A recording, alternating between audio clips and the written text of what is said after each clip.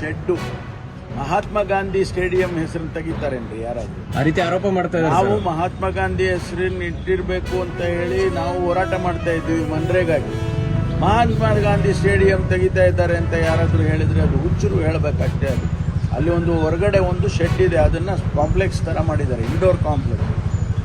ಸೆಪ್ಟೆಂಬರ್ನಲ್ಲಿ ನನಗೂ ಗೊತ್ತಿಲ್ಲ, ನಮ್ಮ ಅಲ್ಲಿನ ಸ್ಪೋರ್ಟ್ಸ್ ಮ್ಯಾನ್ಗಳೆಲ್ಲ ಪತ್ರ ಕೊಟ್ಟಿದ್ದಾರೆ, ಎಲ್ಲ ರುಜು ಮಾಡಿ ಪರಮೇಶ್ವರ್ ಹೆಸರು ಇಡಬೇಕು. ನನಗೆ ಗೊತ್ತಿಲ್ಲ.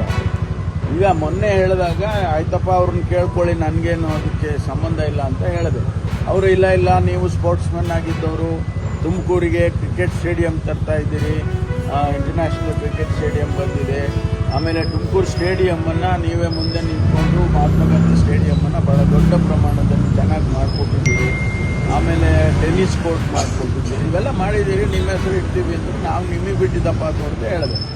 ಅದಕ್ಕೆ ಅವರು ಪರಮೇಶ್ವರ್ ರಾಜಕೀಯ ಮಾಡೋಕ್ಕೆ ಹೋದರೆ ಮಹಾತ್ಮ ಗಾಂಧಿ ಸ್ಟೇಡಿಯಂ ಚೇಂಜ್ ಮಾಡೋಕ್ಕಾಗಲ್ಲ. ಇದೆಲ್ಲ ತಪ್ಪು ಕಲ್ಪನೆ. ಅಲ್ಲ ರೀ, ನಾನು ಮಾಡಿರೋ ಕಾಂಟ್ರಿಬ್ಯೂಷನ್ಗೆ ಆ ಶೆಡ್ಗೆ ಒಂದು ಹೆಸರಿಡ್ತಾರೆ ಅಂದರೆ ಇವ್ರಿಗೆ ಹೊಟ್ಟೆ ಉರಿ ಅಂದರೆ ನಾನೇನಪ್ಪ